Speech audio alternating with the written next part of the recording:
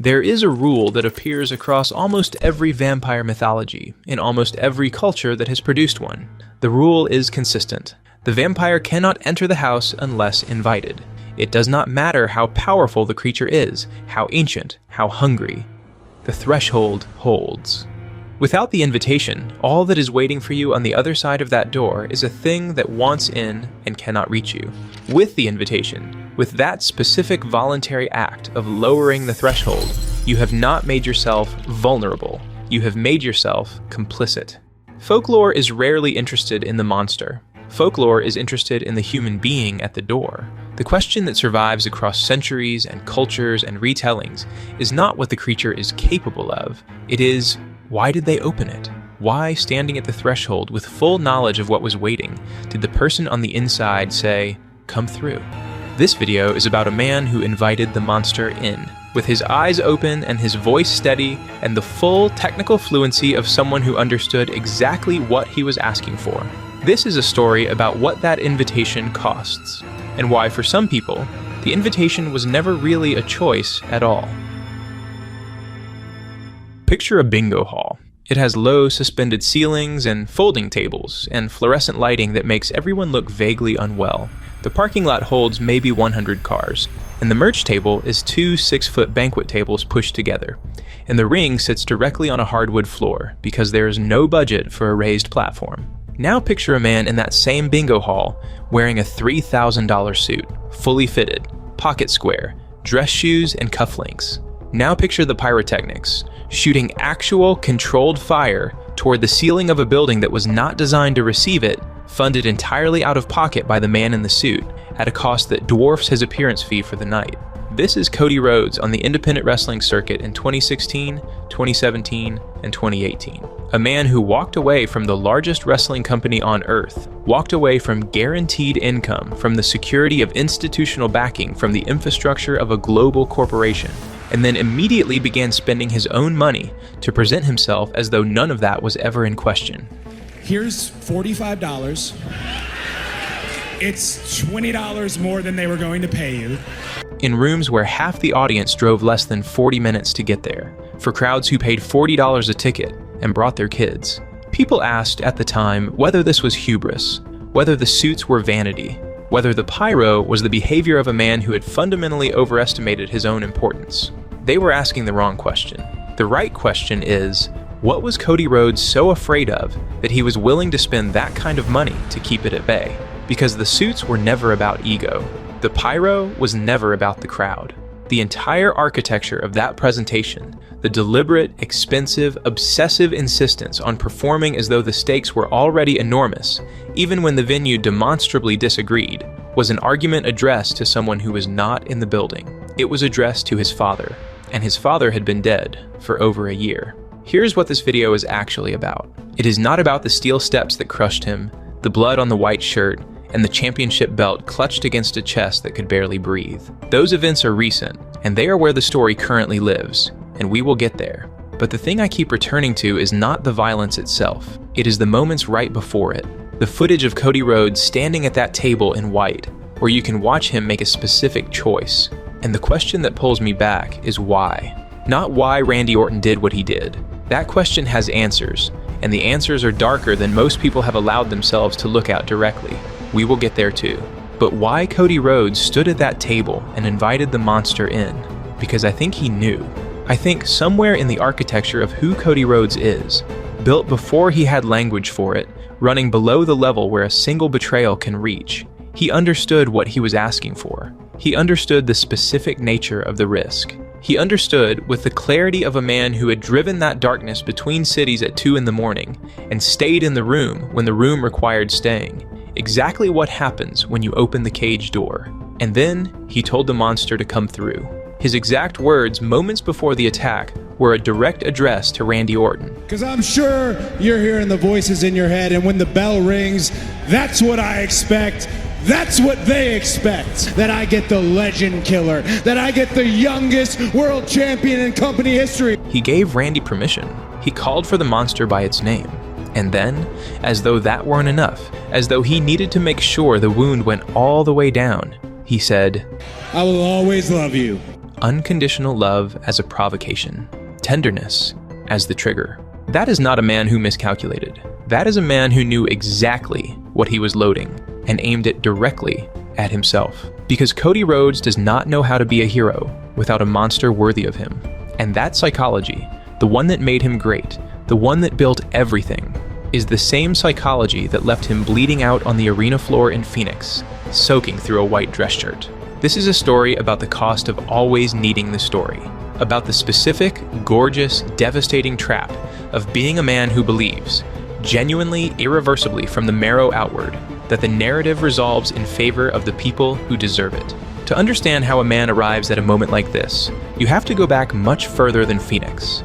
You have to go back to a wound inflicted with the best possible intentions in a house in Marietta, Georgia, by a father who loved his son enough to offer him the one thing Cody would spend 30 years refusing. We have to go back to the beginning. Dusty Rhodes offered his youngest son an alibi. The precise date matters less than the conversation itself. Virgil Runnels, known to the world as Dusty Rhodes, the American Dream, the son of a plumber who had talked his way into arenas and held Madison Square Garden in his hands, sat down with young Cody and said, "If anyone ever asks what I do for a living, if you're ever embarrassed, just tell them I'm a salesman." A salesman. One of the most famous men in American popular culture at the time, offering his child the most ordinary alibi available. Dusty was not ashamed of himself. He had bled too much, connected with too many people in too many buildings across the American South to feel small. He offered the alibi because the world had decided that professional wrestling was something to be ashamed of in polite company, and he loved his son enough to hand him the exit before the door closed. His intention was to protect Cody. What he accidentally gave him was a life's mission. Here is a detail about Cody's childhood that you might not have heard about. Dusty maintained kayfabe inside the household with such completeness that the Rhodes children grew up believing the drama was real. Heroes were heroes. Villains were villains. The world resolved in favor of the deserving. Dustin, the eldest, was a teenager before a single unguarded scene. Then one day, a man who had attacked Dusty on television, sitting casually in the passenger seat of the family car, collapsed the fiction. Nobody explained it. The silence was the education. Cody was younger and more protected. By the time he understood the mechanism, the love of the thing was already structural. He could not work backward from the craft to the belief, because the belief had arrived first completely, and it did not have a mechanism by which information could revise it. He absorbed the religion before he understood its practices. Cody Rhodes has always been a storyteller, before he had a name for it, before he understood the machine well enough to take it apart, before the arenas got big enough to matter. For Cody Rhodes, stories are not fiction. They are the operating system, the framework through which the world makes sense. He knows how the machine works, with the forensic precision of a man who tracked his own gate numbers on the independent circuit and memorized the difference between his real value and his institutional value. He has been inside the machine for 2 decades, and he still cannot stop believing in the story. That combination, complete technical mastery of the mechanism and an absolute, unshakable faith in a satisfying final chapter, is what makes Cody Rhodes an extraordinary storyteller. He fundamentally believes that every hero must eventually finish the story. And it is also, as we will see, the exact psychological configuration that Phoenix required. But to understand the specific shape of the mission the salesman alibi created, you have to understand the Rhodes family inheritance. This is the layer that usually gets flattened into something simpler than it actually is. Cody's entrance theme that he brought from the Indies to the WWE was called Kingdom. It starts with the line, "Wrestling has more than one royal family."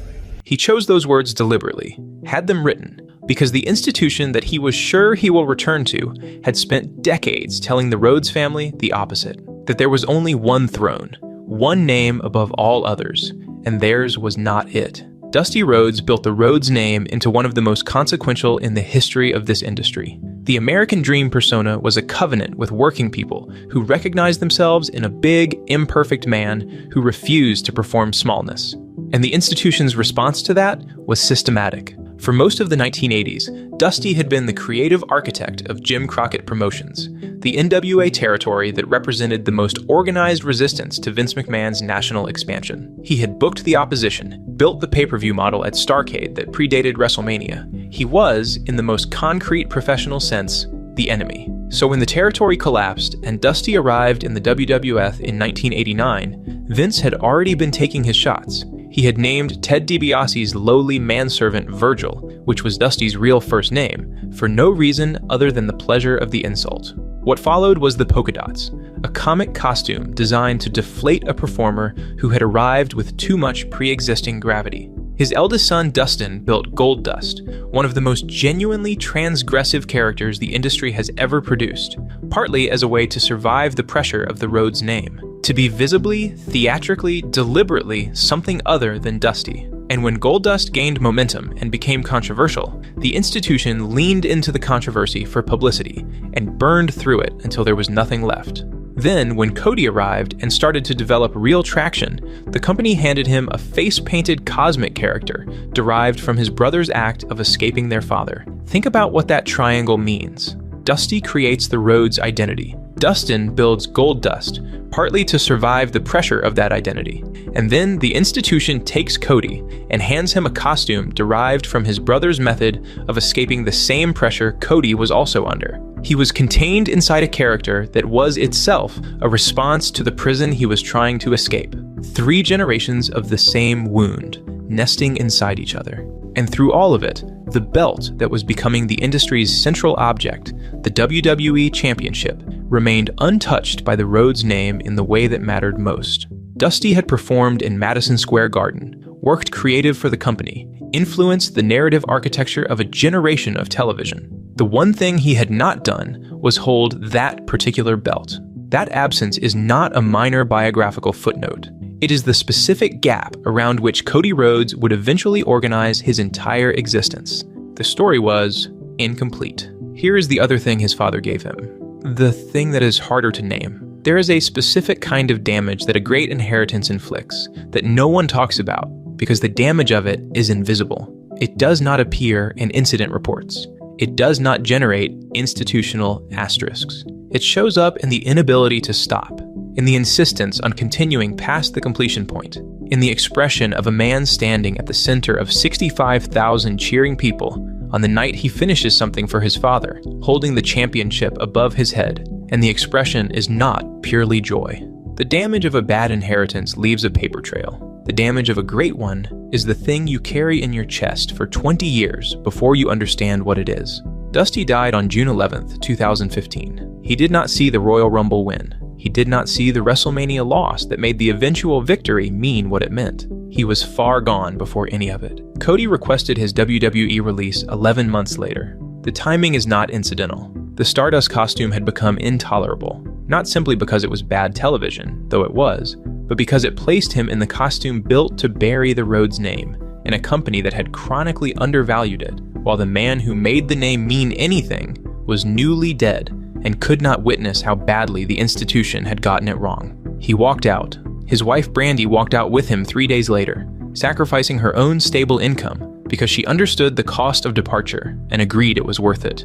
What he built on the independent circuit is well documented, but consistently underread as a grief project. The suits, the self-funded pyrotechnics, the luxury bus he paid for and told no one was his. It all gets framed as ambition, as the behavior of a man who knew his own value. It was all of those things, but it was also a son who could not deliver the completed argument to the person he most needed to receive it, and so was delivering it to every room he walked into instead. Every entrance, every move, every promo was addressed to a ghost. The tattoo arrived in 2020 on his neck, in a location that is impossible to conceal, an American Nightmare skull. His identity burned directly onto his skin, where no corporate entity could reassign it, repackage it, or hand it to someone more convenient. Stardust could be recast. Cody Runnels could not be untattooed. His father told him to say, salesman. Cody tattooed his absolute refusal where it could never be hidden. And in April 2022, he walked back through the WWE curtain. 72,000 people in Dallas erupted, the sound of a building responding to a hope they had abandoned. He had come back to finish his father's story, To win the championship Dusty Rhodes had spent 30 years not holding. The crowd understood without being told. It was written in the way he walked, in the way he looked toward the ceiling of the arena, listening for a voice that no one else in the building could hear. I was watching that night. It moved me in a way wrestling only rarely does. The emotion in that arena was real. The desperate need to finish the story was real. But the devastating problem with real stories is that they just keep going. Cody Rhodes drove Randy Orton between cities for stretches of the Legacy era. The outline is legible in what he has said publicly, that there were periods when Orton needed someone physically present and reliable, and Cody was the person in the radius. That he stayed in rooms when staying was the harder choice. That he showed up, repeatedly, for a man who had given very few people reason to show up for him. That version of story is true, but it is also incomplete. Randy Orton in 2008 was 27 years old, third-generation talent, suspended twice under the wellness policy, volatile in ways management had learned to route around rather than through. The anger was real, and it was in the room with everyone who worked alongside him. None of that is in dispute, but he was still the best performer on the roster, and he knew things about professional wrestling that a 21-year-old kid carrying the pressure of a famous last name had no other way of learning. What Cody has said, less often and less dramatically, which is why it gets cited less, is that Orton was the one who looked at him early and said publicly he had the potential to be a world champion. When Cody walked away from WWE years later, bruised by the institution in every way the institution is capable of bruising someone, Orton was one of the voices that said he would be back, and that it would mean something when he was. That kind of advocacy, from a man of Orton's standing, at a moment of Cody's exile, cost something to offer. Cody stayed in the room when staying was the hardest. But Randy built the foundation before the room even existed. What Cody was doing, without framing it this way, was treating the version of Randy Orton that did not yet exist as if it were already real, believing in a transformation before the evidence supported it, making that belief physical and present, refusing to leave.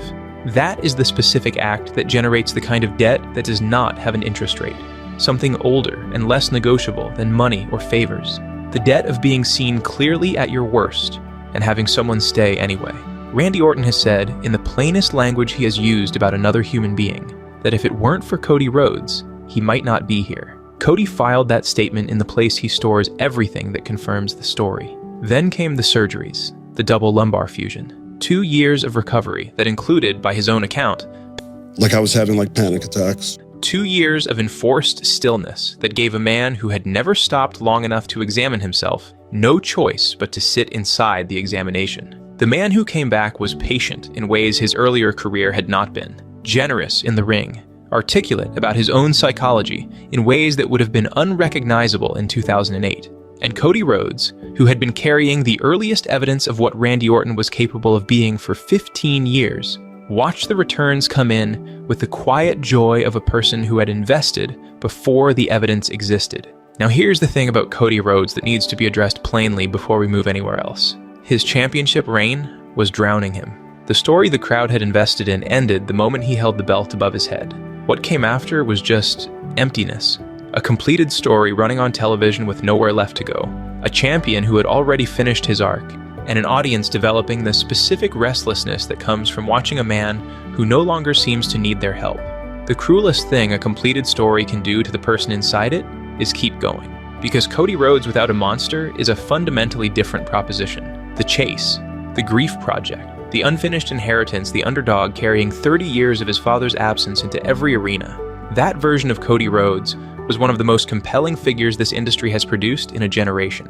The version holding the belt in a comfortable title reign against challengers who couldn't credibly threaten him was something else entirely. Familiar, predictable. The kind of champion the crowd respects on Monday and forgets by Wednesday. He knew it. That is the part that matters. Cody is a storyteller above all else. He understood with the forensic precision of a man who had tracked his own gate numbers on the independent circuit that a hero without a worthy monster is not a hero. He is furniture. And he understood something else, that the specific gravity he generates, the thing that makes arenas lean forward, only exists in relation to darkness large enough to threaten him. Roman Reigns, Brock Lesnar, men whose presence made the outcome genuinely uncertain, whose shadow made Cody's light mean something. Without that shadow, the light just sits there. And there was exactly one man alive whose arrival could make the threat feel existential again.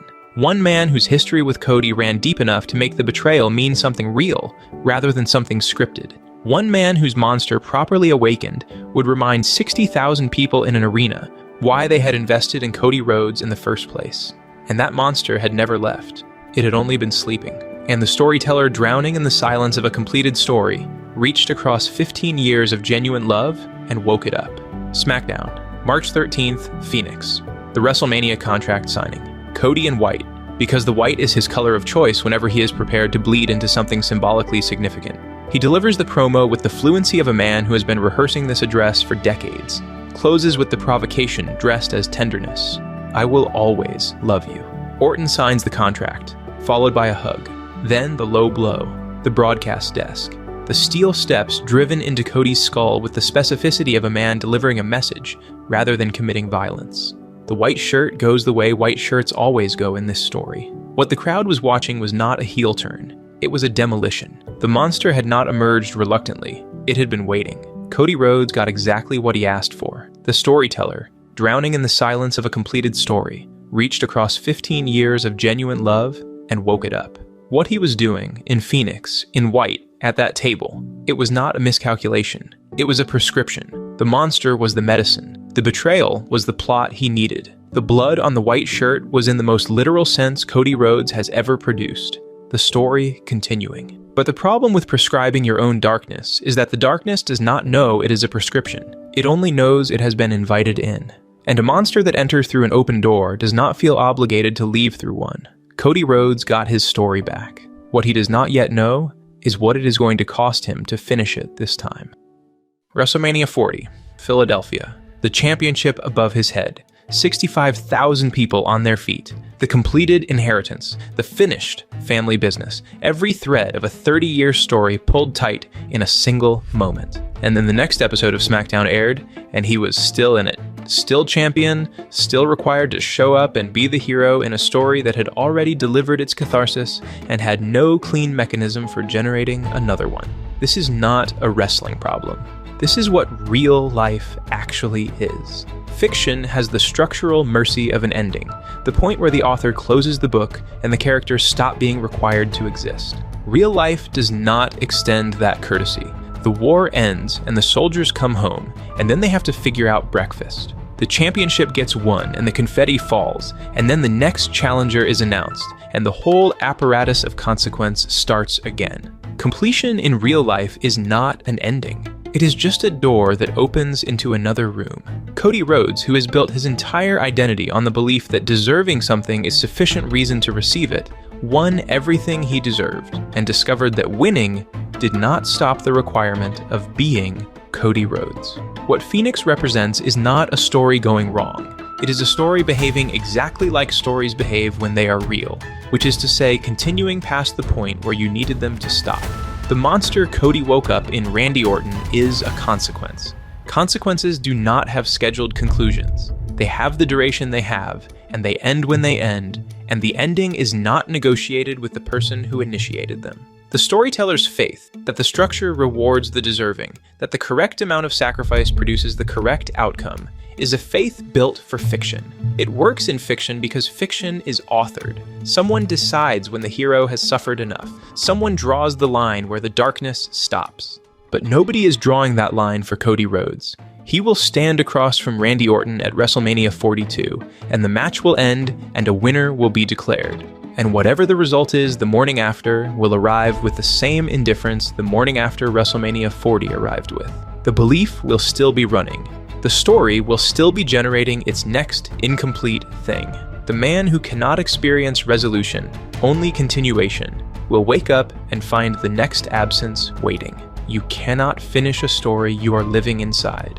You can only keep moving through it, keep paying whatever it asks. Keep believing the next chapter is the last one. Right up until the moment the steel chair lands and the white shirt goes red and you are lying on the arena floor, having received with perfect precision exactly what you asked for. The story was never going to be finished at WrestleMania 40. It will not be finished at WrestleMania 42 either. That is not a tragedy. That is just the deal. The one his father tried to warn him about in the only language he had available on a quiet afternoon in Marietta, Georgia.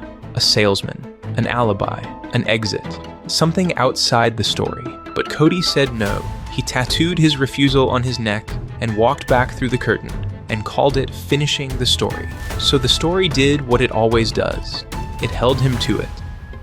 Thank you for sticking around till the end. Click on the screen to see the Randy Orton side of this story. And don't forget to like, subscribe, and I'll see you in the next one.